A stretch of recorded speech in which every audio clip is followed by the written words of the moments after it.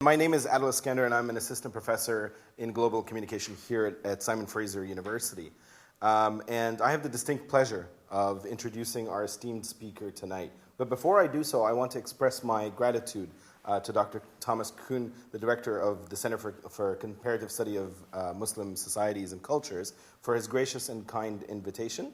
And I also want to recognize Dr. Daryl McLean, who's not with us now, but the former and founding director of the Center, for initiating this invitation to Dr. Sinan Antoon and for his contribution to the Center as a whole. I also want to thank Janine Marie Conrad for making a lot of the logistics possible. It's a great pleasure and an honor, personally, for me to be introducing tonight a masterful literary giant. Yes, indeed. A scholar of the highest order and a most upright humanist. And this I would like to emphasize, but also a personal friend. Sinan Antoon, a.k.a. Professor Sinan Antoon, Dr. Sinan Antoon, has too illustrious a biography, really, to outline comprehensively here, or even come close to doing justice. When I first started reading Sinan Antoon's work and writings, I was struck by the estrangement, the dispossession, the melancholy, the deep sorrow that belies the experiences that he evoked. Of course, the subject matter of his inquiry, research, and writings were weightily located at the precipices of imperial history, occupation, exploitation, emancipation, mobilization, war, sanctions, torture, genocide, you name it, from Palestine to Iraq and beyond. The tragic was consummate and consuming. Farid described Dr. Sinan Antoon in The Guardian as the Iraqi novelist living in continuous mourning. However, it wasn't until we met a couple of years ago in person and became colleagues and friends that I discovered, quite belatedly, that he had an absolutely irreverent and wicked sense of humor and an intellectual capacity to match. I doubt we will be savoring any of that today. But we're definitely in for a treat. Dr. Sinan Antoon, as most of you would know, is an associate professor at the Gallatin School of Individual Study at New York University. His degrees are from University of Baghdad. His BA is from there. He also has a master's in Arab Studies from Georgetown University and a PhD in Arabic and Islamic Studies from Harvard University. Antoon's teaching and research interests lie in the pre-modern and modern Arabic literature and contemporary Arab culture and politics. His scholarly works include a terrific and landmark volume, which I have just started wading through, entitled The Politics of the Obscene, which really is just a spectacular work, published in 2014, and numerous essays on the poetry of the late Palestinian poet Mahmoud Darwish and on contemporary Iraqi culture. His essays and creative writings in Arabic have appeared in many a journal and many a publication in the Arab world and internationally, from Al Jazeera, the New York Times, The Nation, Middle East Report, Journal of Palestine Studies, you name it. If it's a reputable publication, then he has contributed to it, including Plowshares, World Literature Today, Massachusetts Review, and elsewhere. He is also a member of the editorial board of the Arab Studies Journal and a co-founder and a co-editor of Jadaliya, where he and I are colleagues, and he also hosts a program on an audio journal called Status, which I would strongly encourage you to listen to. He has published 2 collections of poetry in Arabic and a collection in English, the Baghdad Blues.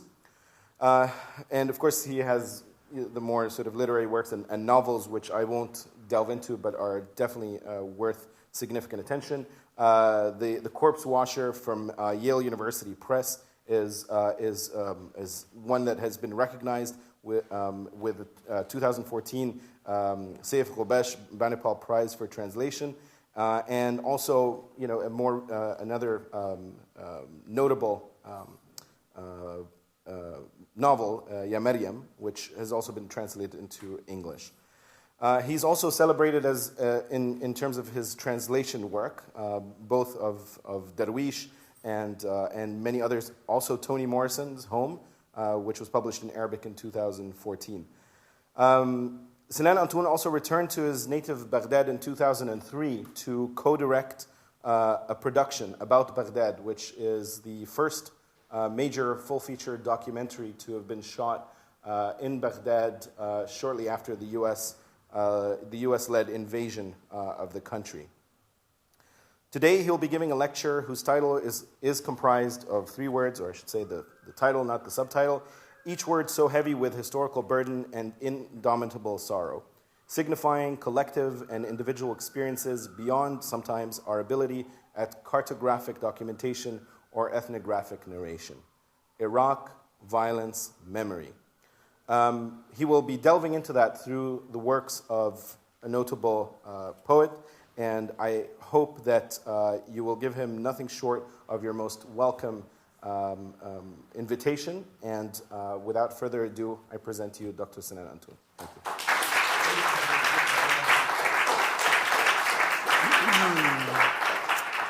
Thank you, Adil, for a wonderful and very generous introduction. And thank you, Professor Thomas Kuhn, for the invitation. I'm delighted and honored to be here. Yes, so I will start by saying how happy I'm here, because I think if Donald Trump becomes president, then a lot of us will be moving to this country. I'll start by borrowing a wonderful statement by Mahmoud Darwish. Once he said, "It's difficult to be a Palestinian, it is difficult to be a poet, it is difficult to be a Palestinian poet." He said that in 2003, I think. Am I doing something wrong? All right. Sadly, it applies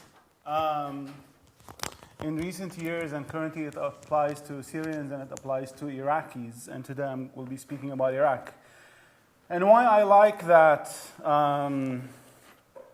statement is because it crystallizes what Adil touched on a little bit in the introduction, in that the terrible violence that has been visited on Iraq and Iraqis in the last 3.5 decades makes the task of Iraqis who want to remember or want to imagine their country and its history quite difficult, but also makes it very difficult for poets and makers of art and culture to come to terms with all of this violence because of the complexities of how it can be represented and what's at stake politically in how one represents violence, because that entails how one thinks of the nation state and its past. So that's the extemporaneous introduction to my paper. Much of the discourse on Iraqi violence has tended, by and large, to reduce it and essentialize it by generally attributing it to 2 narratives. The first being the perceived resilience of trans-historical ethno-sectarian conflicts and identities, primarily Sunni versus Shiite, which are taken to be side effects of an inherently violent trans-historical and monolithic Islam. And this has not changed really, even with the recent events with ISIS and all of that. The second narrative is Iraq as a failed state model, which presents the country as a particularly weak and doomed state cobbled up by British colonialism in 1917. The latter gained added currency after the 1991 Gulf War, even though the historical evidence does not support any of this. In shameless self-promotion, Jadaliyya published in both English and Arabic an excellent article 2 months ago, which shows that the modern Iraq as it exists and its map was well in place before the British arrived in Iraq. The discourses deployed to counter these two by Iraqi and Arab intellectuals revert to a hyper-nationalist discourse of an imagined trans-historical Iraq, at the heart of which is the golden Abbasid age, which entails performing multiple elisions when they confront its own violent and complex history, especially that of the modern nation-state. And the reason for choosing Sargon Boulus is that he stands out as one of a handful of Iraqi intellectuals who manage to resist these all-too-common ideological traps. So the talk explores some of the strategies he adopts in his late poetry in order to come to terms with this history of violence, but without filtering it through nationalist or neo-Orientalist and self-orientalizing prisms. When he died in 2007 in a hospital in Berlin, testimonials and elegies flowed in from Iraq, its diaspora, and many parts of the Arab world, and filled Arabic newspapers and websites, hailing his unique and pioneering contributions to the Arabic prose poem and lamenting his loss. Fellow Iraqi poet Saadi Yusuf, arguably the most important living Iraqi poet and intellectual, wrote in his obituary that Boulus was quite the only Iraqi poet. This hyperbolic statement angered many an Iraqi poet who missed its significance. Beyond being wounded by the departure of a comrade, Yusuf was not only praising Boulus's principled stance against the war and occupation, because many leftist Iraqi intellectuals and poets and Arab poets on the left were in favor of the war. Now all of that is forgotten. But equally important is that he was honoring the way Boulus was able to confront the challenge of writing memorable poetry about Iraq at a very difficult and unique moment in its history. To be sure, the difficulty of crystallizing the current moment in Iraq's history, the current moment which has been current for 20 years now, and its genealogy is quite daunting. The harrowing reality necessitates a more complex and critical approach, armed with a new poetics and politics, especially, and this is quite important, for those writers who are separated from Iraq in space and time. Boulus left Iraq in 1967, 47 years ago. He was one of those few whose work responded to this reality and crystallized it in a unique way. It is never easy to confront these horrors of the past and the present and to do so adequately yet avoid the usual ideological traps and the snares of outmoded traditions and facile nostalgia. By nostalgia, I mean that the horrendous effects of dictatorship, occupation, led some, including many Iraqis or others who were against the occupation, to assume a less or at times uncritical view of Iraq's recent past and therefore to underestimate and belittle the violence and destruction brought about by dictatorship and the militarization of society. All of this, of course, is to highlight only the crimes of the United States, war and occupation, which comes at the expense of belittling another type of violence, which ironically led to the occupation in a way.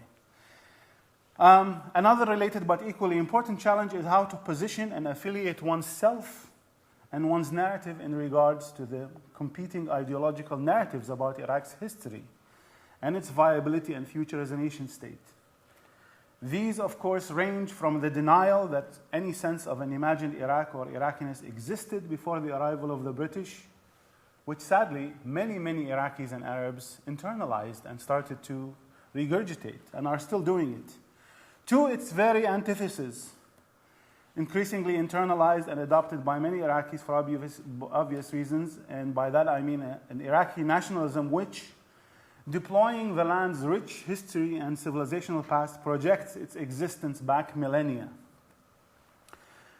Betwixt and between these two poles of Iraq as a purely colonial construction and Iraq as a trans-historical entity, we have a variety of ethno-sectarian ideologies, whether Islamist or non-Islamist, Ba'athist, Arab nationalist, and other much more exclusive narratives that are dominating the socio-political and cultural arenas and now are leading to Iraq's division, basically.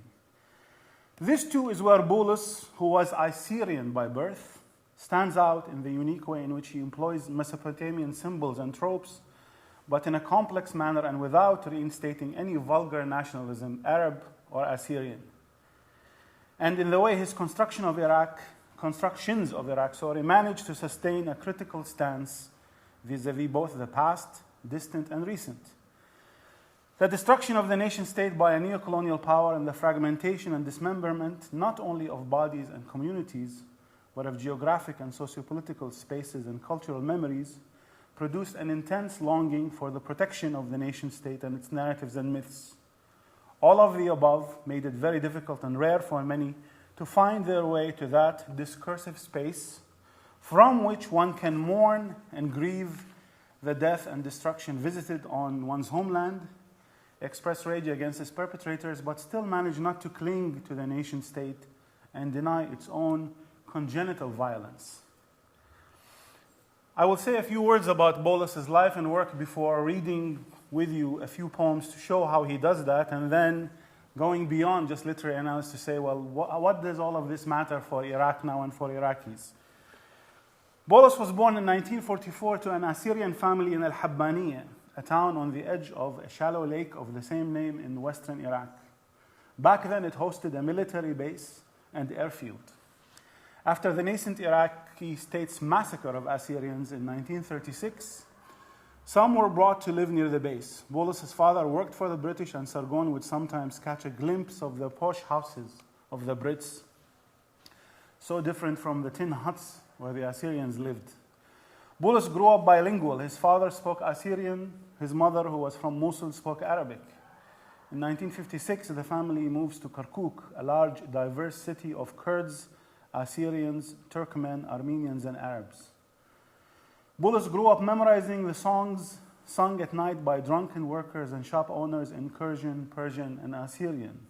He later described the city as, quote, a divine sponge, soaked with different languages, ethnicities, and cultures. Its rich, pluralistic, hybrid-producing cultural jumble produced a number of important poets and writers, most prominently Boulus himself. The presence of the British Iraqi Petroleum Company in Kirkuk gave Boulus and others easy access to English language and English language publications. As a teenager, Boulus published poems and short stories in various Iraqi journals and magazines and started to translate American and British poetry into Arabic. In 1967, Yusuf al-Khal, the founder of Sha'r, the famous Beirut-based journal, visited him and encouraged him to move to Beirut and join the cultural renaissance. Boulus went to a friend's hometown on the border and, having no passport and very little money, had himself smuggled at night into Syria. He spent 3 weeks in Damascus before making his way to Beirut, where he worked at Sha'r, enjoyed al-Khal's mentorship, translated more poetry from English, and continued to write, editing a special issue of Sha'r on the beatniks, who had long fascinated him. Indeed, as lively and exciting as Beirut was, Boulus fantasized constantly about living in San Francisco. So in 1969, some well-connected friends landed him an interview with the American ambassador, who granted him a laissez-passer to the United States. He left in August, and after 3 weeks at a hotel on New York's 42nd Street, headed to Berkeley, and then to nearby San Francisco, where he would be based for the rest of his life. There he finally visited all these places he had read about and met all the great poets he had translated: Ginsberg, Schneider, Ferlinghetti, and others. California was a reservoir of new cultural treasures, vast libraries, and experiences waiting to be tackled. Boulus studied literature at Berkeley, sculpture at Skyline College. He even trekked down to Los Angeles to try his hand at acting, but only landed one part as a corpse. Poetry, however, always remained his true calling. He once proclaimed poetry, quote, is a creed, and a genuine poet must decide whether he is willing to dedicate his existence to that creed or not. Nonetheless, he did not publish for many years after arriving in San Francisco. He could have easily used his contacts in the poetry world to publish and market himself in English. But Boulus was never in a rush and certainly never concerned with fame or publishing as an end in and of itself. Despite his diverse cultural genealogy, Arabic remained his natural milieu, and he was still furiously searching for a different mode of writing in Arabic poetry. It's very important to emphasize this because, as with any other cultural figure, after his death, many tried to claim him. So the Assyrians tried to claim him as an Assyrian poet, and many non-Assyrians tried to project some type of nationalism onto him that is never there, actually. Boulus returned to Iraq only once in the 1980s to see his dying father for a few days. He visited Europe often and especially loved Berlin, but San Francisco remained his base. The first Gulf War of 1991, however, marked the beginning of a bitter disenchantment with America and everything it represents. He said everything was exposed in the Gulf War. It was a bloodied mirror. America had nothing more to offer as far as I was concerned. He was so upset that he abandoned a massive project of translating 20th century American poetry into Arabic that he had been working on for years. He started to visit Europe more frequently, especially Germany. The political aftermath of September 11 in America left him further alienated. In a conversation with a painter in New York after the towers fell, one of his late poems, he writes, I see Rodin's fingers in all this. I see him standing at the gates of hell, pointing to an abyss from which the beasts of the future will charge, there where 2 towers fell and America went mad. For Boulus, freedom from political parties and ideologies never meant being depoliticized or divorcing poetry from the world. I say this because many of the obituaries, and still people now say, oh, Boulus never joined the Ba'ath or the Communist Party, so he wasn't political, which is a very simplistic understanding of what political means, of course. He corrected the proofs of his fifth and last collection entitled Another Bone for the Tribe's Dogs on the hospital bed where he died in Berlin in 2007. His disappointment with the America he was enamored with in the 60s and 70s is evident in many of its pages. Where is it? Where is the America for which I, the dreamer, crossed the sea? Will Whitman's America remain ink on paper? The end of the line is a recurring image in this collection. It repeatedly suggests both the end of progress and the beginning of some sort of nightmare. Bolus's poetic discourse was always populated by alienated humans searching for a niche of meaning in an aggressive universe punctuated at times by beauty and calm. The heart of an ailing world is at once pierced and sutured on many a page. In his late work, however, there is more puncturing and less suturing, more darkness and horror. History's ghosts crowd the background, haunting the poet who seems endlessly perplexed by the purpose of existence. Lines interrupt each other and questions posed go unanswered. Boulus, as I said earlier, in my view, found that difficult critical space that I was speaking of, and one can trace it in this last collection, posthumously published a few weeks after his death. One poem in particular serves as an excellent site to examine how he confronts these difficult questions. The poem has the intriguing title, A Portrait of the Iraqi Person at the End of Time. Portrait للشخص العراقي في آخر الزمن. The title itself is a miniature of sorts. It foreshadows and distills the challenge of representing the subject, considering the complexities of its history. I'll read it quickly. I see him here or there, his eye wandering in the river of catastrophes, his nostrils rooted in the soil of massacres, his belly which ground the wheat of madness in Babylon's mills for 10,000 years. I see his image which has lost its frame in history's repeated explosions. An enemy destroys Ur, Nippur's ruin, destroys Nineveh, Babylon's ruin, destroys Baghdad, Uruk's ruin. His image, which retrieves its features like a mirror to surprise us every time with its extravagant ability to squander. On his wrinkled forehead, like a screen, you can see columns of invaders passing through, just as in a black and white film. Give him any prison or graveyard, give him any exile, you will see the catapults pounding the walls, so that once again they rise in your face. With which face will you come this time, O enemy? With which face will you come this time? From the first line, there is a sense of instability, here or there, as if to convey the difficulty or impossibility of fully representing the subject. The first part of the face to be represented, the eye, is described by the verb wandering, za'ira, and then in the river of catastrophes, already displaces the subject of representation to external elements outside of the frame. The third line returns to introduce another characteristic or part of the face, but the same gesture is repeated. The nostrils are rooted in the soil of massacres. Initially, one is deceived by the word rooted, thinking that it would offer a sense of stability or fixity.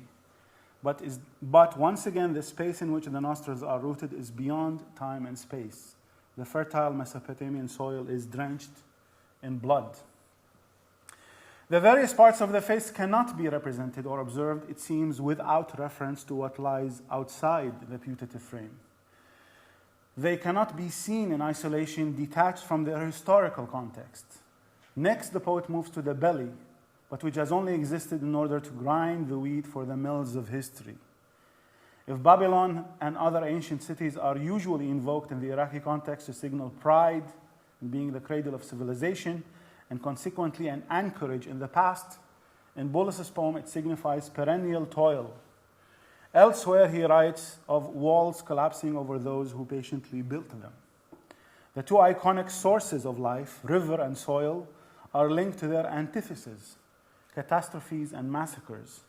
The belly in this poem does not eat, but is exploited to provide for others what the poet calls the wheat of madness for 10,000 years. The features and or the body of the subject, the Iraqi person, are thus inextricable from a violent history and reality, both of which go against the grain of triumphalist nationalist narratives. What is conspicuously absent in the portrait is the description of a mouth. Boulus starts with the eye, moves to the nostrils, and then the belly. Later in the poem, the forehead will appear. Perhaps the subject cannot or has yet to speak, and is always spoken for and muffled by this or that ideology. We now come to a crucial line in the poem. I see his image, which has lost its frame in history's repeated explosions. Only now can the image be seen, no matter how incomplete. Its basic features have been recognized. However, the image is there to be seen, but it has lost its frame. The borders which protect it and hold it together are no more. It wouldn't be exorbitant to read frame here as more than just the actual frame of the portrait, but the frame of the nation and its political encasement, and that of the city-states in its collective memory, which are lost in history's repeated explosions. The following section, in which various unnamed enemies destroy the ancient city-states of Iraq, as well as Baghdad ending in ruin, supports this reading. We read, an enemy destroys Ur, Nippur's ruin destroys Nineveh, Babylon's ruin destroys Baghdad, Uruk's ruin. Very important here to note that history is not linear, but rather concentric. It is not chronological either. Uruk's ruin comes after Baghdad. Uruk, which appears frequently in Bolus's last collection, is the ancient Sumerian and later Babylonian city, 5th to 3rd century BCE. At its height in 2900 BCE, it was the largest city in the world and had 50,000 to 80,000 living within its 6 square kilometer walls. The mythical king Gilgamesh was credited with building Uruk's walls. It declined in the struggle between Babylonia and Elam. The Arabic name for Lower Mesopotamia and the name of the modern nation-state of Iraq, al-Iraq, is believed to be derived from Uruk. All of this, especially the wall, is important to understand the remainder of the poem. If Uruk's ruin is the culmination of the first part of the poem, with the word ruin repeated 4 times in this stanza alone, the next stanza offers the promise of hope. The image retrieves its features and surprises us, but just as the image begins to take a hold, the poet describes the forehead as a screen on which columns of invaders pass through. The 3 trajectories available are prison, graveyard, and exile. Within the walls and within the frame, there is only death or incarcerated life. The last stanza ends with the promise that the walls of Uruk will rise again. A cynic might say that Boulus does not offer a way out. True, but poetry is more prone to posing questions rather than answering them. And Boulus confronts the fundamental question, and reading him, we too are compelled to pose them. In the last chapter of her book, Frames of War, Judith Butler poses similar questions. Quote, how do I live the violence of my formation? How does it live on in me? How does it carry me in spite of me, even as I carry it? And in the name of what new value can I reverse and contest it? In what sense can such violence be redirected if it can? I am not free to dispense with the history of my formation. I can only live on in the wake of this unwilled region of history, or indeed as its wake. The subject itself, meaning the Iraqi person in this case, is constituted by violence and cannot be represented in a historical vacuum. The very political frames which are devised to protect him or her are predicated on his own flesh and blood. Violence is not exclusively the external violence perpetrated by outsiders and invaders, but is itself constitutive and foundational. Butler again. The point is not to eradicate the condition of one's own production, but only to assume responsibility for living a life that contests the determining power of that production. Uruk's walls appear frequently in Boulus's last collection. They open the collection and close with a powerful and haunting image. My grandfather's chair is still rocking over Uruk's walls. The river runs below. In it, the living and the dead toss and turn. And elsewhere, the face carved by massacres and catastrophes.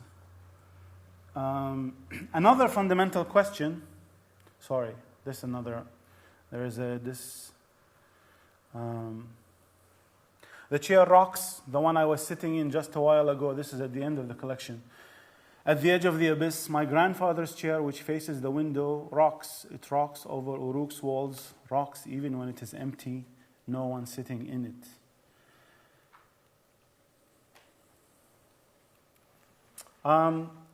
Another fundamental question at the heart of coming to terms with the past is how to address the dead and their absence.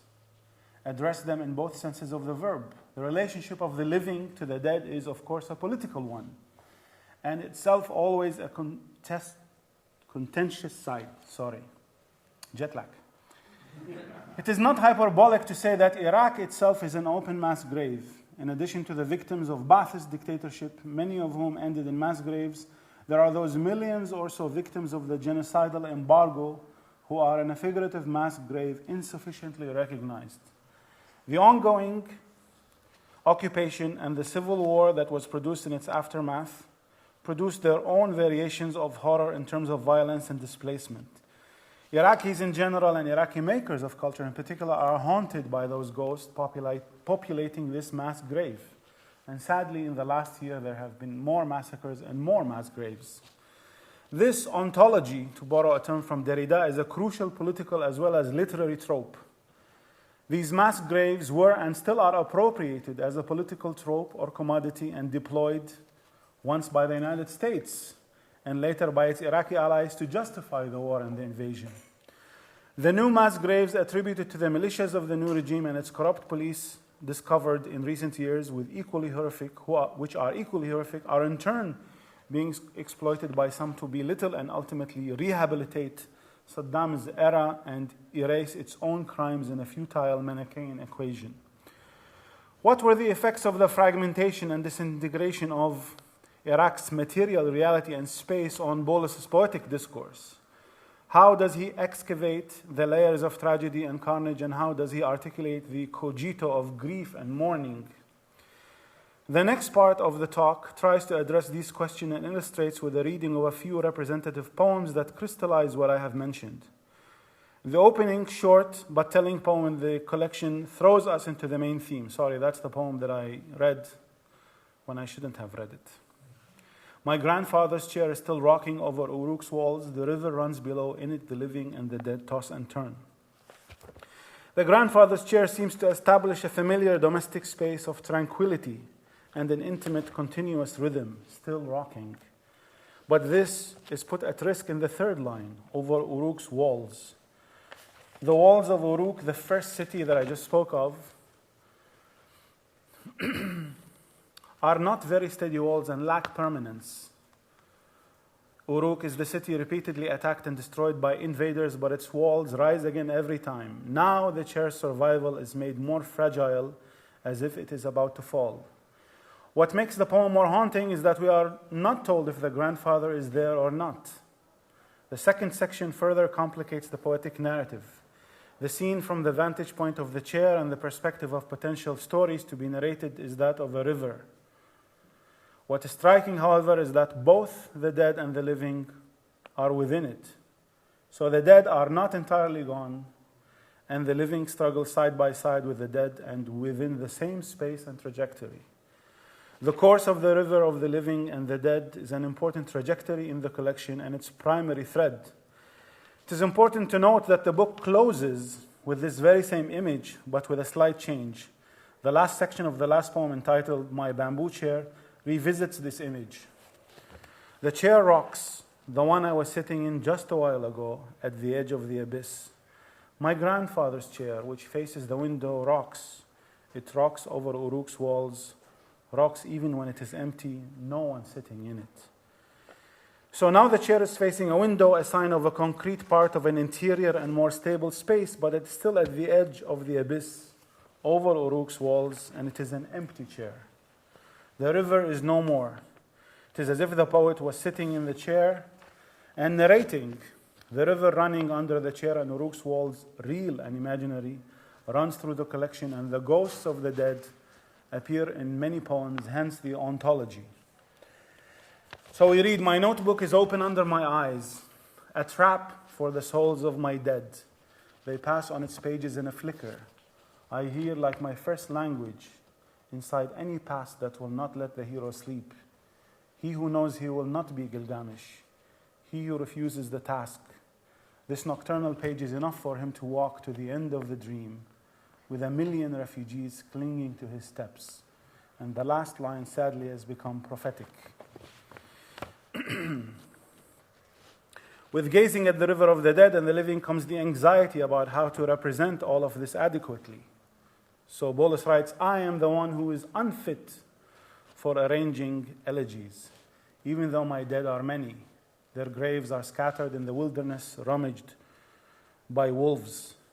In many of the poems, there is an intertwining of death and life as if humans are already born dead, with their elegies being weaved as soon as their umbilical cord is severed.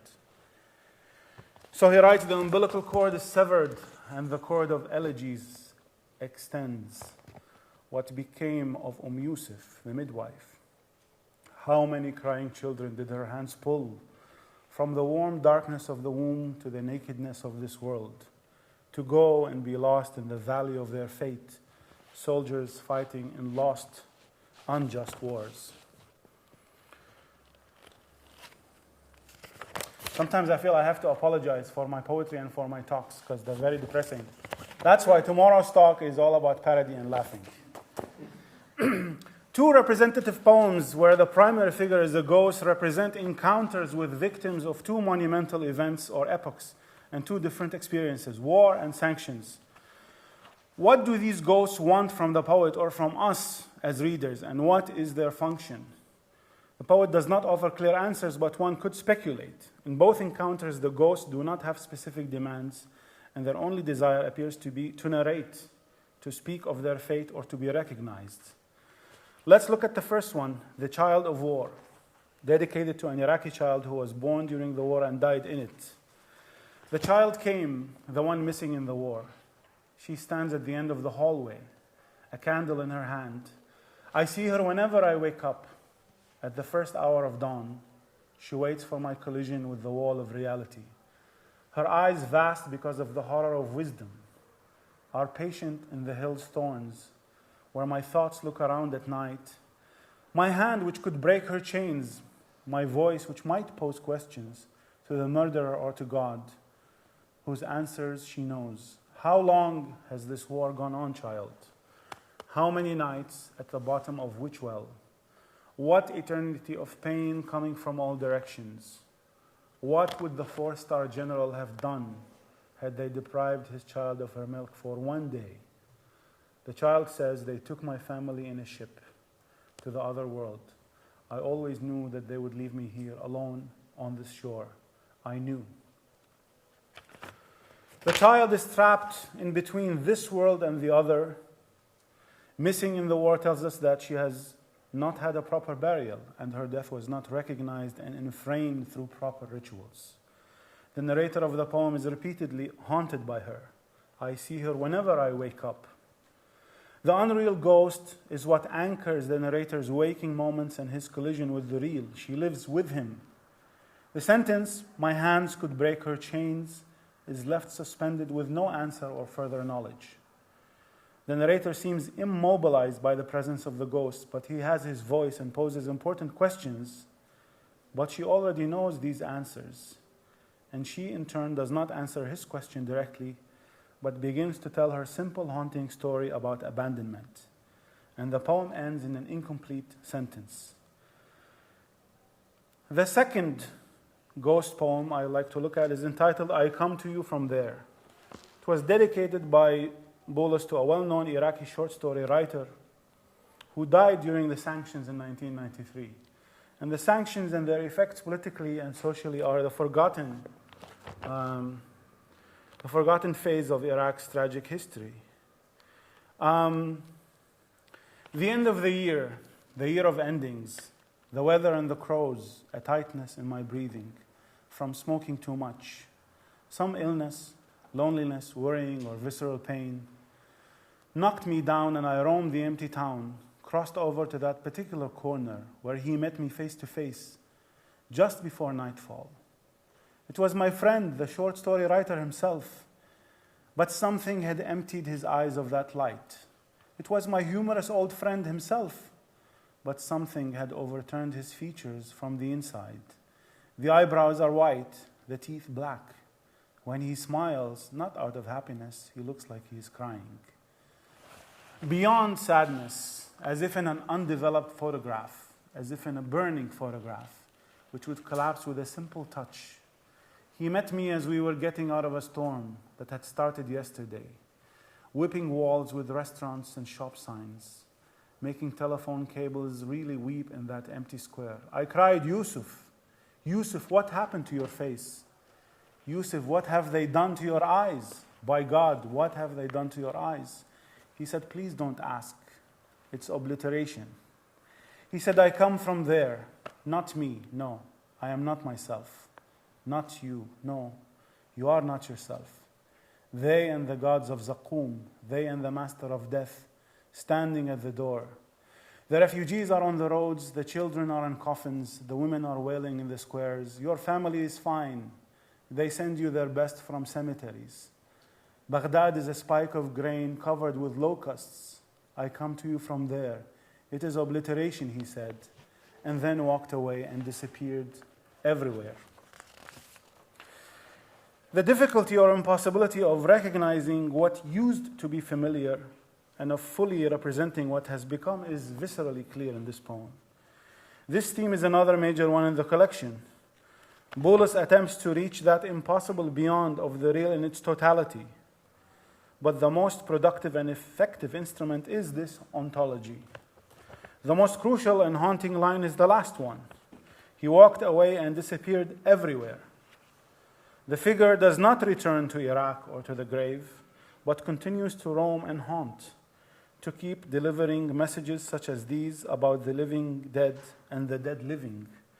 Most of the figures in Boulus's last collection are archetypes of either dead or displaced Iraqis. One can read these poems as a model for an ethics of mourning and remembering. Memory in them is not mobilized for a concrete political objective or cynical end. There is no demand for vengeance or retribution, which is the theme in Iraqi politics now, and that victims and their memories are only mobilized for political gain. What takes place is an encounter with the ghosts of the past whose only demand is to be recognized and listened to, not to have their narrative or absence forgotten or appropriated. They do not demand to be spoken for, but spoken to, unlike their status in the dominant political discourse. Here they are not a political commodity, not speaking for the ghost, but preserving their narratives and monumentalizing them, but without constructing an edifice, seems to be a desire running through Boulus's poems. History is confronted with all of its unsavory details.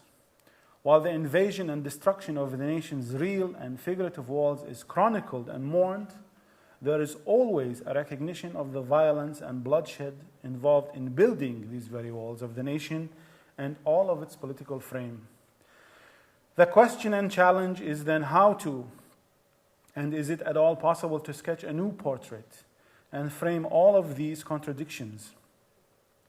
Intimately linked to this is to learn to live with the dead and with the past, rather than deny it, and to speak to, not for its ghosts, instead of attempting to exorcise or exploit them. Thank you.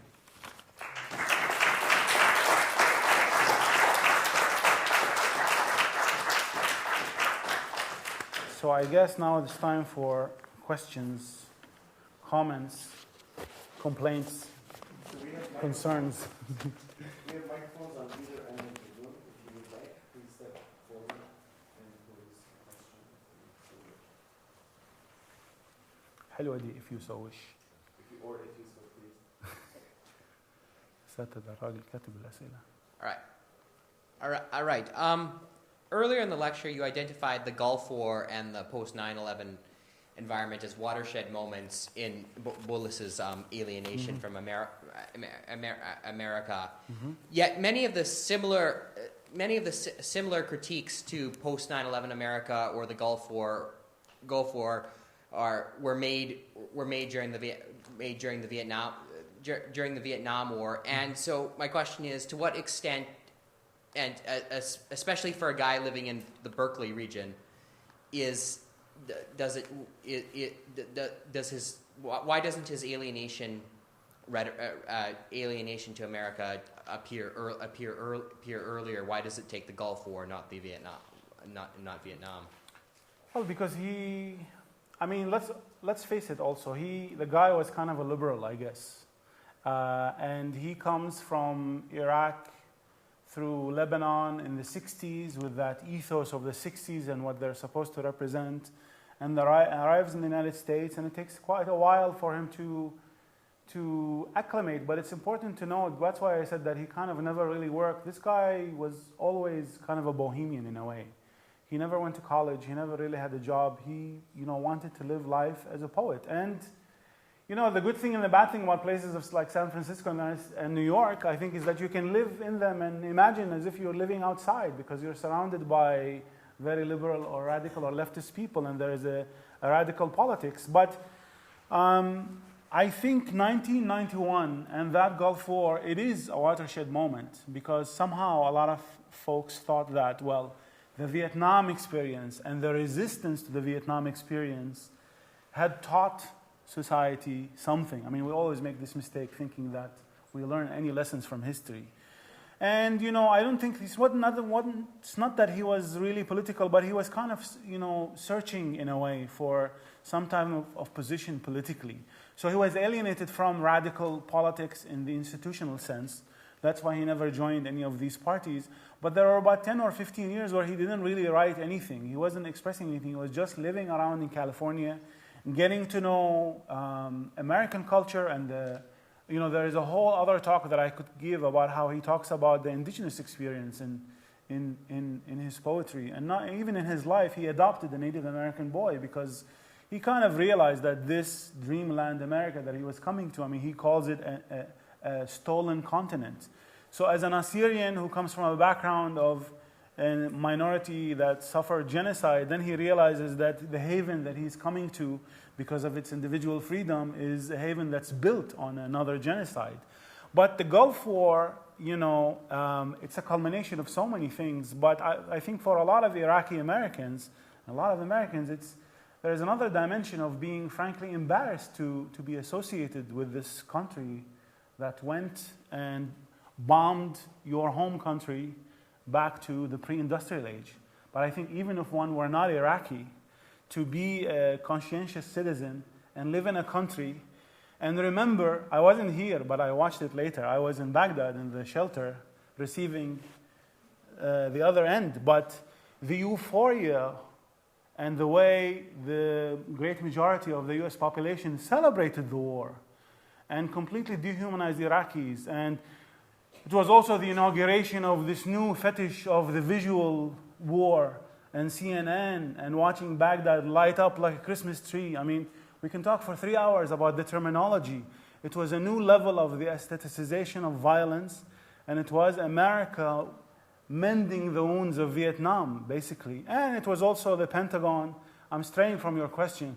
The Pentagon perfecting this new thing about making sure there is embedded journalism and making sure that the great majority of the population never really gets to know what's really happening. Sadly, he's dead. We can't ask him, but I think he was more of a bohemian in the 70s and in the 80s. It's in the 80s when he begins to be radicalized, actually. And I have another article that I've written about how he writes about Central America and what Reagan was doing. Because again, after he died, so many people said, and Sargon Boulus was never political. It's like, he wrote poems about Central America and about Reagan, and so that's quite political. But I don't know how old you are, but no, because it's a generational thing. I think I don't know. I think the 1991 Gulf War was quite catastrophic, actually. So many people say, oh my God, I can't understand what's happening in Iraq. Yes, actually, if you just go and read the statistics of what the bombing of 1991 did in Iraq, to Iraq, then you will know that there could not have been weapons of mass destruction, because a country that was so destroyed where 114 bridges were destroyed, where the best water purification system in the Middle East was completely wiped out, where the power generators were completely destroyed, where James Baker said, we bomb them back to the pre-industrial age. And Iraqis are not supermen, you bomb a country to the pre-industrial age, it's going to take at least 30 years with everything going fine for it to come back to normal. So then you impose on it 13 years of genocidal sanctions and then bomb it again in 2003. And gee, there's chaos and the social fabric is destroyed and they're killing each other. What else would you expect? None of this is surprising, actually. So that's a very long answer that didn't answer your question. That's why we're professors. That's what we do. Excuse me, could you, thank you very much for your wonderful talk. I would like to say that maybe it was could it be attributed to selective memory? Because, most of the time, the U.S. allies forget that the U.S. is not a faithful, ally for them. And this has happened a lot. And then before Persian Gulf War, many people didn't pay attention to the fact that it might happen, but then America has actually has proved this fact that has never been faithful to its allies. Well, yes, but it also changes its allies all the time. So exactly, and then that is the selective memory. That when, for example, prior to the attack, the U.S. was like a dreamland, but then afterwards, it revealed that no. Well, you mean for the poet? Yes. No, I think it was gradual. That's why he says, where is Whitman's America? Because he realized that America, like so many other places, is some kind of ideal that doesn't exist. But I just think that the 80s also was, a reality check for a lot of people, with Margaret Thatcher in England and Reagan in the US. And the 80s changed even local politics and economically and otherwise. And I think people in California are more, I would say, relatively more attuned to what's happening in Central America because of the large population of immigrants and all of that. So, but the thing about Boulus that I should have said, that he was very reluctant to publish, actually. Which is very rare to see a poet or writer who is not interested in publishing. There are some, but not many. But so the reason why he published these collections is that the publisher insisted that he publish them. So he's really interested in the experience with the world and wasn't interested in making major pronouncements. But I think it was gradual. It wasn't a turning point, even though in one of the interviews he said that 1991. But that's why after 1991 he starts to go to Germany, because he doesn't want to spend a lot of time in the US. Because, and frankly, I'm sure I feel conflicted every day about being, even after I came, but since 2003. You are living in a country and you're paying taxes for weapons that are going and destroying your previous country, or even if it's not your previous country. We're conflicted every day that there are drones killing people in Yemen and Pakistan and elsewhere. It's embarrassing. So I think after 1991 it becomes very difficult not to notice what's happening. Thanks so much for your talk.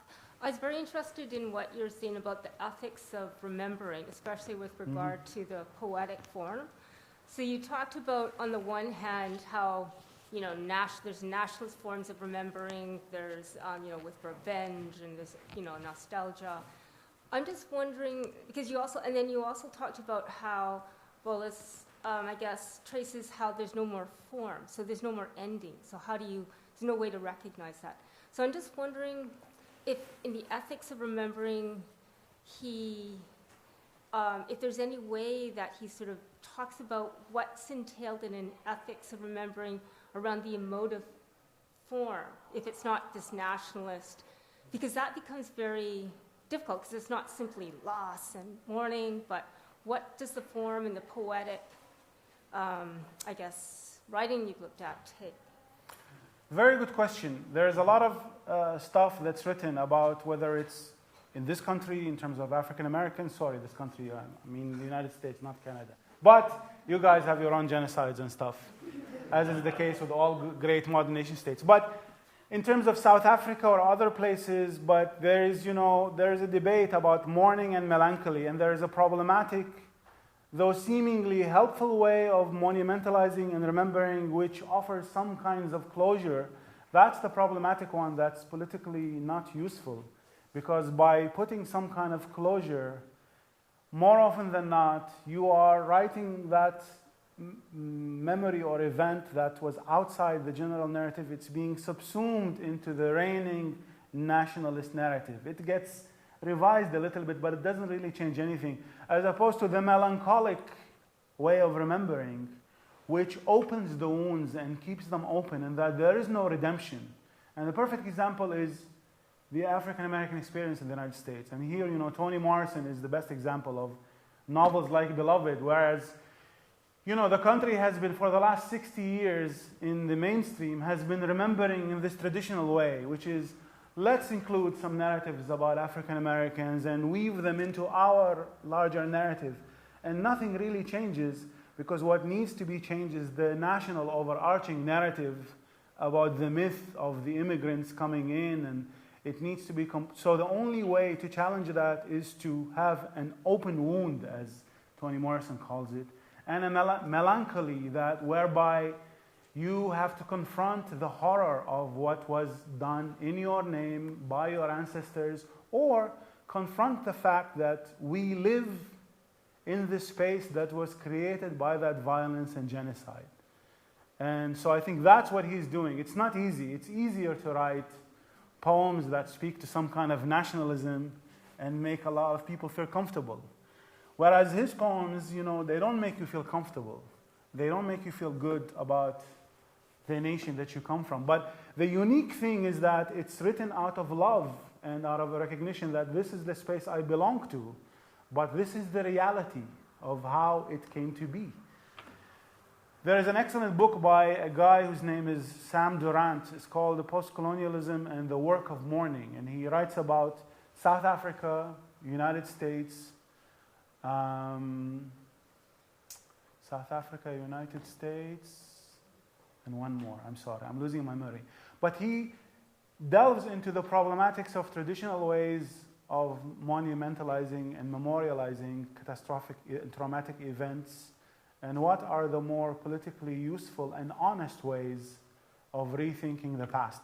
And he differentiates, when the issue of race is easier because we're all familiar, there is what he calls cultural memory and racial memory. Cultural memory is the one that kind of ends up collapsing the differences. And it happens in the classes that I teach, where we're talking about the experience of slavery and one having ancestors who are slaves who were brought against their will, and then a white student says we. It's like, what's we? There is no we. There is no we. That's a good line to end the answer. There is no we. So from what I understand, based on Boulus's poems and from Judith Butler's statement, that there's somehow this theme of like trying to come to terms with this past, where you come from, where you spring from, and how to somehow deal with it. And so, based on that theme, how does Boulus's ideas or concepts spring from his writing relate to the existence or the survival of the Iraqi nation state?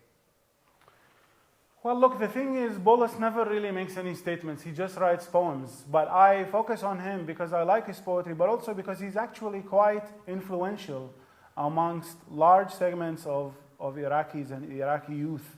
So, and the way culture works is that here is a cultural space that we can all refer to. And here is a way, here are poems that you can read to come to terms with what happened in your country, but again, without reinstating the problematic nationalism which has contributed to what has happened.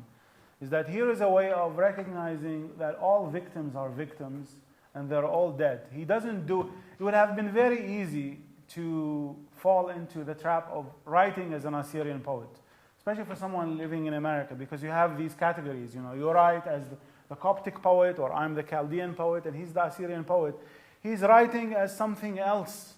But it's not that he has programs of how this should work. What I'm suggesting is that this is one way for not politicians, but people who are concerned with these things, whether they are writers or journalists or activists, because believe it or not, poetry is still important. In these recent protests that we had in Iraq, there were signs of poems by Muzaffar al-Nawab. So the people, the younger generation who are going to make the new Iraq, read poetry, and it would be good to point their attention to what this means beyond being just your average poetry.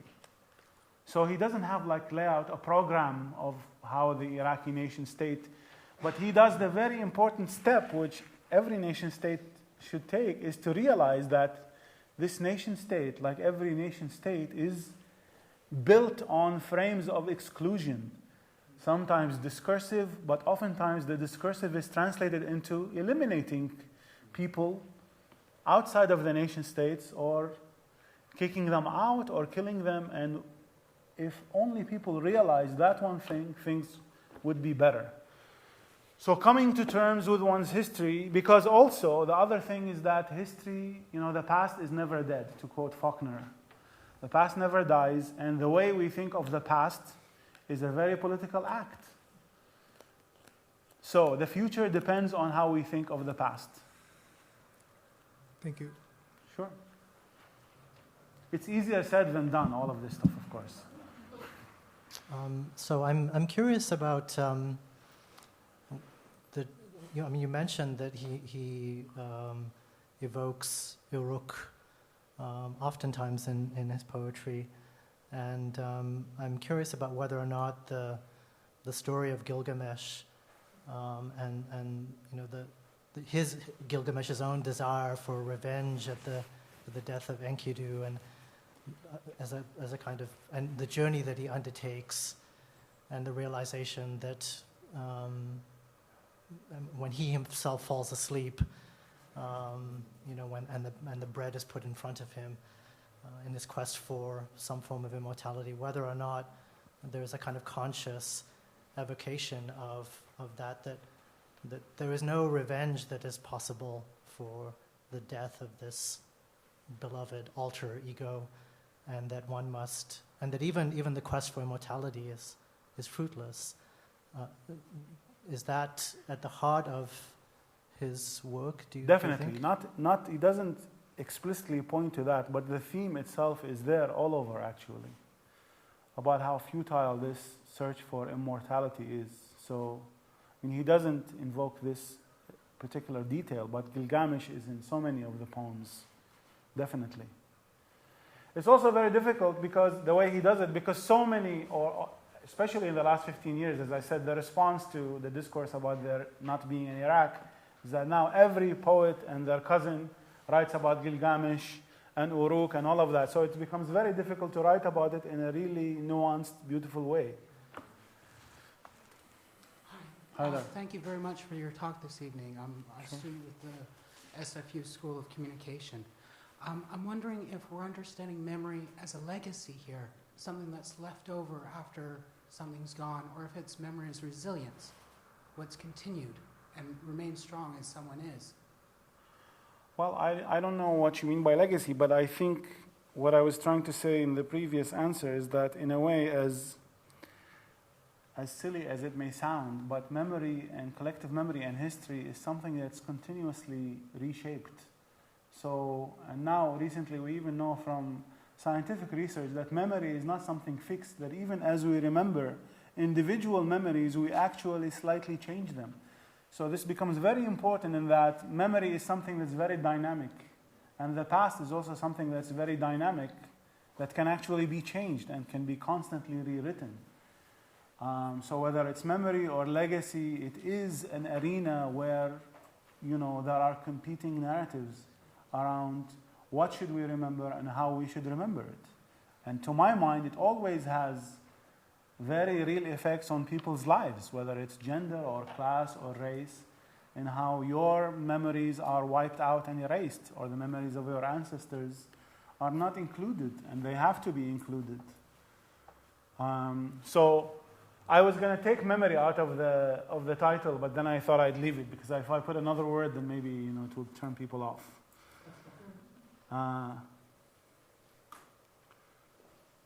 في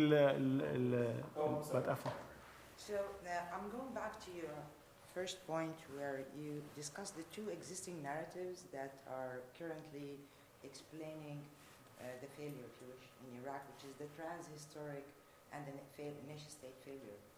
But and then going to the trans-historic identities that are establishing the Sunni Shia sectarian prehistoric conflict. I see Sinan is bringing a different point in history, which is the point way before Islam and way before this point of conflict, where he talks about Babylon and Uruk. And then the grandfather's rocking chair is definitely some kind of a symbolism that takes you far away to the back and bringing you back to the present. So don't you think this is somehow a type of nationalism that is related to territorial belonging, where he belonged way before the existing, for example, sectarian conflicts that are coming out in the media and the political analysis of what is going on in Iraq? Don't you think he's bringing some different form of identities and, of course, a different form of resistance from below to the war itself? The way he writes of Babylon, as you see, it's the city that was built on the corpses of its inhabitants. So as he invokes Uruk and Babylon, it's the simultaneous, invoking this something that's great, that it's in the past, but reminding us in the same line or the next one, that it was built on the corpses of its own builders. So it's not your typical, it's not bringing like the traditional you have in Egypt or in Iraq of this great civilization. He's telling you something very profound to my mind, which is that civilization is always built by violence and by destruction, which doesn't make it any kind of nationalism. It is anti-nationalist. And the return to Uruk, I think it's frankly in this chaos that we have now, going back to Uruk, but recognizing that it was built by violence, is one way of saying, yes, everyone belongs to this territory. They have to. But no one is superior to anyone else. And frankly, it's one way also of going beyond the problems of vulgar Arab nationalism or all of these other Kurdish nationalism and Assyrian nationalisms and Sunni and Shia and Marf Eish, is that there is this territory and it has a lot of history, and it's about, once again, what do we do with all of this history? Do we bring it back as a series of linear line of glories, which then ends up erasing what I call the congenital violence, whereby if you come from this great line of great civilizations, then you are bound to produce yet another great civilization, right? So I'm not saying it's easy, but I don't think at all that what he's calling for is something that is, I will, Zaid Alayk, what is it? I'll bump it up one more notch and I'll go back to the beginning. One up. I think it's very significant that to show and keep repeating that the walls that we thought encased our great civilization were built on our corpses. He doesn't make this, but this is a very significant statement that if we think of, it will explain a lot about what happens in the contemporary world, about we don't think of violence in a nuanced and in deep way and see how violence structures the lives that we live. You know what I'm saying? So I hope that was an attempt. I definitely meant territorial when I said nationalism. I did not mean it in the sense of the racial nation that is actually coming out being a Shia or community of people, rather than the old concept of the territorial nation. The territory defines where you are, your identity, or where you come from. So this is where it's a form of nationalism, like the French form of old French. No, I know, but it's much better than all of the other alternatives. If we get that, it would be really great. Because otherwise, you can't have a nation without territory or without some geographic location, right? So I'll think about it. Hi, thank you for the talk again.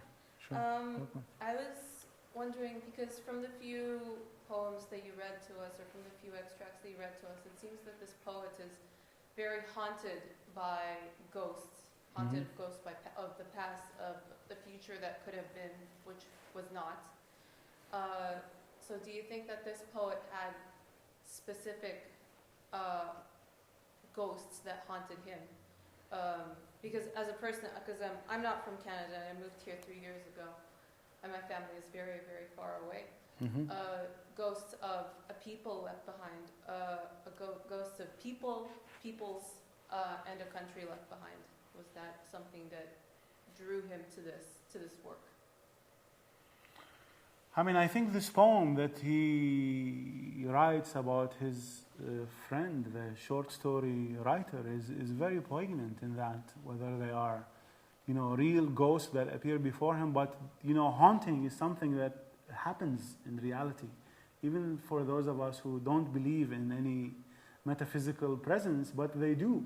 And it's not only in Iraq. As I mentioned Toni Morrison. For those who have lived or whose ancestors lived through slavery and its effects and lost family members for the violence, they are haunted by the ghosts of the people, definitely. So with Iraq, I mean, with the number of the people who died, it's almost 2 million now. That's of a nation of 27 million. That's a staggering number. And it hasn't stopped. And, and I think sometimes, of course, as we all know, that most of us are in a way, diasporic subjects, is that in the diaspora or in exile, whether chosen or self-imposed, some of these things become even more visceral, I think, especially for someone who is concerned with all of this. I don't know, and sadly he's dead. But that poem about encountering the ghost of the friend is quite visceral and very, very poignant and powerful.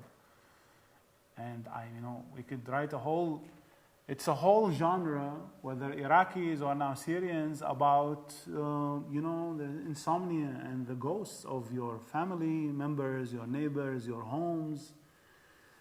So Mahmoud Darwish writes and says how it's about having how the person who's lost his leg still feels it. When you have a limb removed, but you can still sense it. It's the same way. I don't have a satisfying answer to this. Tafadhal.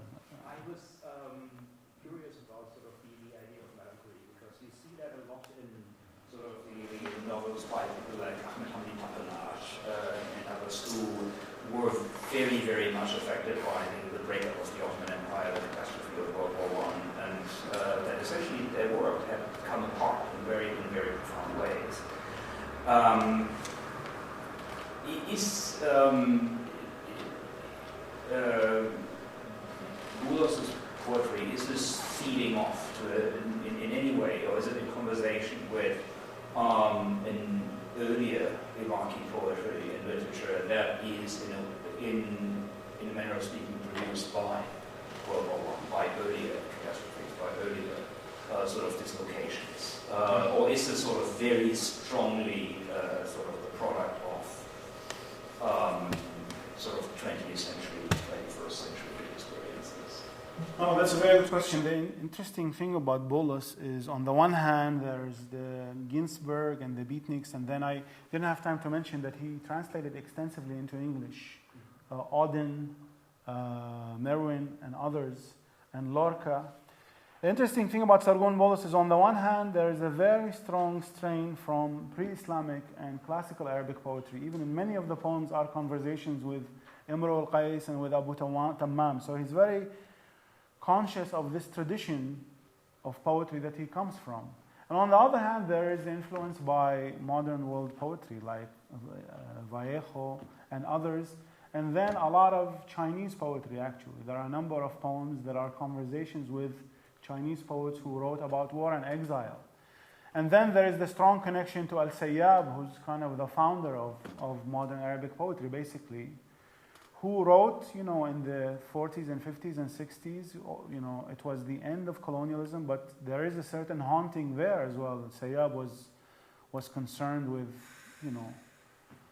poverty and death and all of that. But it's not that there is no nostalgia for any world that existed that should be reconfigured. But I should say that what Boulus really does is what Benjamin talks about in his thesis on the philosophy of history, really, is how to go beyond the history of the victors and how to bring back the memory of the dead. He has this thing about how to take a moment of history that is flashing by, how to capture that. This is, I think, precisely what Boulus is trying to do, is how to speak of the dead without their memory being hijacked by these ideologies. And, I didn't have time, but he's also haunted, living in Berlin and elsewhere, this notion of the progress of modernity, which comes up in that essay by Benjamin about the Angelus Novus, the angel of history. It's a very beautiful, powerful section, which is about a painting by Paul Klee, and it was written in the time of the Nazis, but it applies to the way history is always written, in that there is this rubble that is left by history, and the angel is trying to look backwards, but he's swept away by the wind. But he says, and this rubble is what we call progress. I think Boulus is looking at whether it's the progress of the nation or the progress of humanity is a nightmare. But his influences, which what I'm trying to do in the book, is very unique because it's quite eclectic. Because a lot of these modernist poets in the Arab world or elsewhere think that being modern is to completely renounce and cut off from your past. Whereas he's a very avid reader of classical Arabic poetry, of Chinese poetry, and of modern poetry. And then this, I think, what gives the power to his work.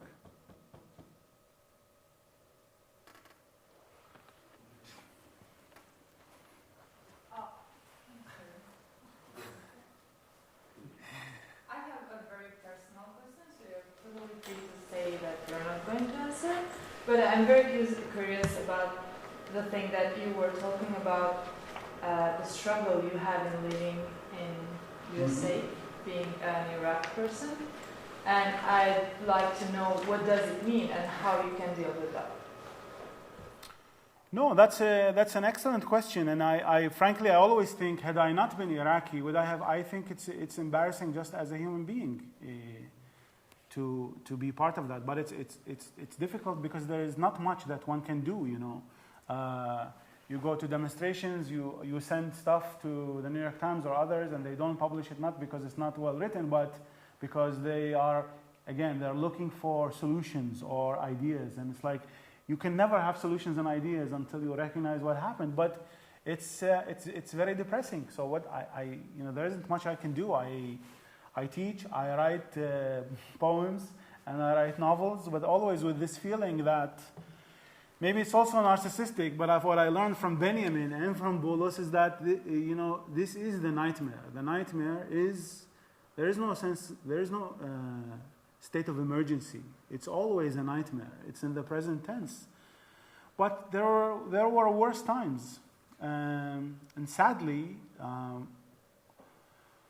what is depressing, for example, is when we made this documentary about Baghdad, and we showed it around the country, and very well-meaning citizens come up to us and they are like, what can we do?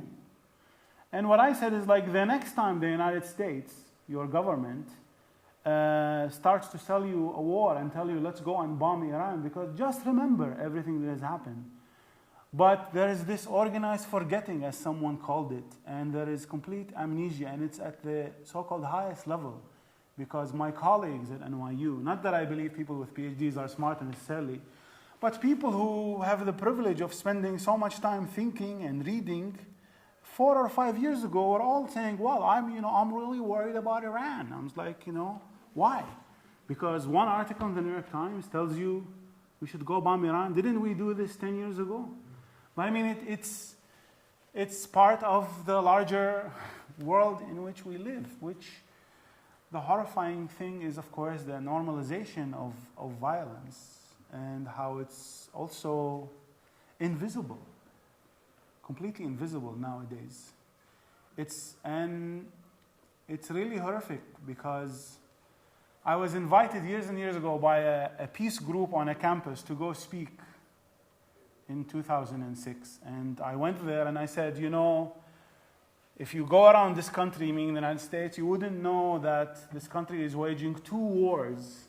And one of the students told me, Professor, I know about Iraq, but where is the other war? And during that time, there was another war in Afghanistan. So this is the level of detachment that we are speaking of. And it has to do with the class system in the United States. And, I used to say, maybe it's a horrible thing to say, people who want to stop the war, it's like, if you have a draft and middle-class people die, then the war will stop. But if those who die are the less fortunate, it can go on for a very long time. I wrote a series of things that I called a barbarian in Rome, because that's how I felt.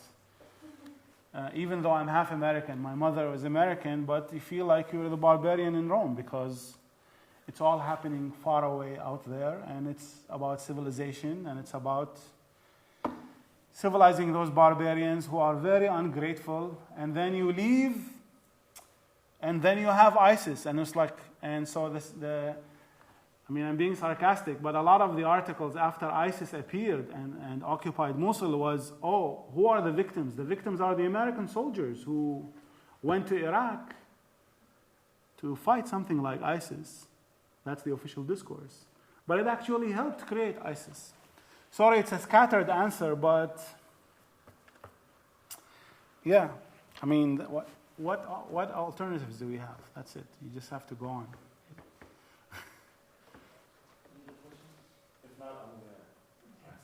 مسك الختام.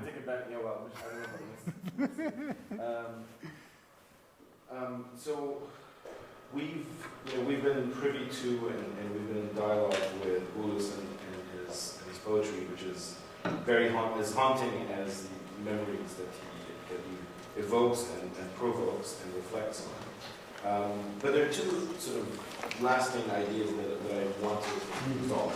The first is your work on Mahmoud Darwish is a poet who is, challenging nationalism and various forms of nationalism, including Palestinian nationalism in of itself. He is nevertheless celebrated and iconized and memorialized in such a way so as to become part and parcel of the Palestinian liberation struggle.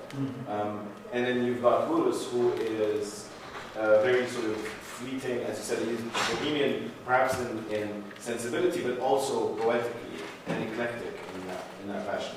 How do you feel about working with these 2 sets of materials, styles, approaches, ideas? That's my first question. And whether or not the 2 are in dialogue with each other. They're dealing with a similar subject matter, but nevertheless approaching it perhaps in different ways, or are signified or iconized differently. And the second point is going back to this issue of the isms. Maybe not nationalism per se, but sort of the wholesale abandonment of perhaps ideology, religion, creed, nationalism, whatever sort of form of identification that may drive us as individuals or as collectives or even as literaries to become part and parcel of a project. Would you say that Boulus is participating either actively or through happenstance or intrinsically in some sort of a project beyond just the recognition of the open wounds, or opening the wounds or pouring salt on the wounds in an attempt to kind of remind us that they exist? Is there a project? Because you are mentioning that he seems like very anti-productionist, and he's not trying to ensure the massification of this content or its wide distribution or anything of the sort. So is there a project beyond just... That's an excellent question. I'll answer this one first. I don't think there is a project, but I think what is unique is that the poetry can be deployed for a project. A non-nationalist project? Yes, a non-nationalist project, because it's in his, even in his life history and who he is, it's a living proof that you are not bound to be hostage to your grandfather's ethnicity, which is completely accidental. And you are not bound to be detached from your homeland if you live 30 or 40 years away. There is no project, because the fact is that the guy just wanted to write poetry. He, unlike many others, he never pontificated about what poetry should do beyond in interviews. He never wrote essays to advocate for a political project like Adonis or others do. And, you know, he was concerned with being a poet. But I think that despite his refrain from politics, is that politics is in many of his writings, because it's inescapable, I think. It's inescapable where you come from. Even, you know, if you're anti-nationalist and anti-sectarian and all of that. But the fact is, he comes from Iraq. And he belongs to that part of the world. And that part of the world has this history and has these languages. And that's it. He can't be anything else. So what do you do with it? I don't think that there's never a project. I am trying to let's put it this way, appropriate his poetry to go beyond, frankly, in general, to see how we can read poetry in a more nuanced way than just kind of, because as saddened I was by his departure, a lot of the obituaries, as obituaries go, completely glossed over the depth of his poetry, or some did a very horrible thing to say he was the voice of the Assyrian nation, he is the voice of the severed Ma'arif Aish, even though he says in many of the interviews, it's like, Arabic is my homeland. I live in Arabic. That's my memory and that's my space. So an Assyrian nationalist would not say something like that. So there isn't a project, but I think if there is ever to be a future Iraq that you know, is somehow some attempt to try to live with its past, something like this approach, not that these poems should become slogans, but this way, this ethics of mourning, of dealing with the past, is integral to some way of living in Iraq without completely destroying the place and splintering it into 15 different states. The first question, Darwish is unique because he changed so much.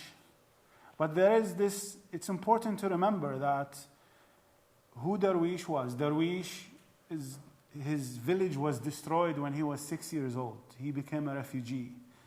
And he witnessed firsthand the effects of Israeli Zionism, whereby he was, again, to go back to the ghosts, because it's important with him, where Israeli law called those returnees present absentees. So here is a state that declares by law that the indigenous inhabitants are absent. They are ghosts. And then he lives in a town a few miles away from his destroyed village. And he lives at a time when the Israelis are saying there are no Palestinians, they don't exist. So of course, and it's a time when, you know, Palestine is being erased and they are being severed from their past and from their natural extension. So he starts out in a very nationalist vein, but as he later says, this was necessary because a nation that was uprooted and kicked out of history had to reconstruct itself, and language was the only thing they had, and hence the famous poem Sajil Ana Arabi, because that was saying, no, I am here, I am an Arab, and I exist. But I think the fascinating thing about Darwish is that he is single-handedly responsible perhaps for constructing Palestine in poetry.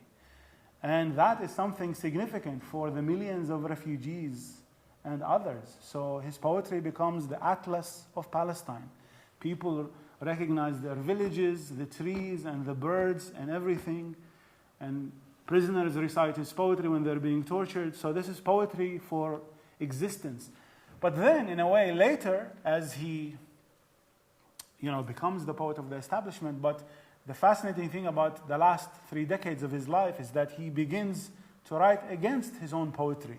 So he deconstructs that whole project because he is aware of also what is at stake also.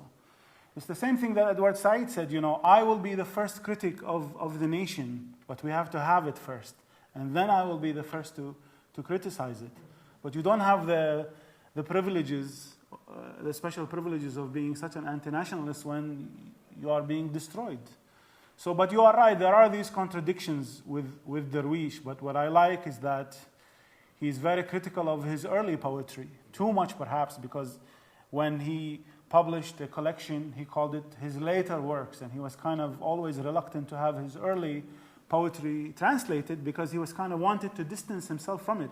But then he has a beautiful metaphor where he says, my poetry is like a train in a way. There are people who get on and stay, and there are people who leave and new people come in. But I think it's because also he came to occupy such a monumental position that every poem he wrote was an event. So when he published, for the first time, he published Sarir al-Ghariba, which was completely love poems, there was a whole uproar because the national poet now is writing about mundane issues. I mean, Abbas Baidoun, the Palestinian poet and critic, wrote in al-Safir a few years ago that in the future, Darwish's importance will transcend Yasser Arafat because his talent, but also his unique experience, he occupied that very rare position that you never see of a poet who can, 70,000 people show up for his poetry reading. Or when he went back to Palestine, everyone went out on the street because he spoke for them. And a poet who the Israelis, when a progressive, quote unquote, Minister of Education, Yossi Sarid, wanted to include 2 of his poems in the Israeli curriculum, the Knesset discussed it and said no. That's how dangerous his poetry is, that they're afraid of even allowing Israelis to read it. So, few contradictions, but the later Darwish is very, very self-critical as well. Thank you so much for your patience.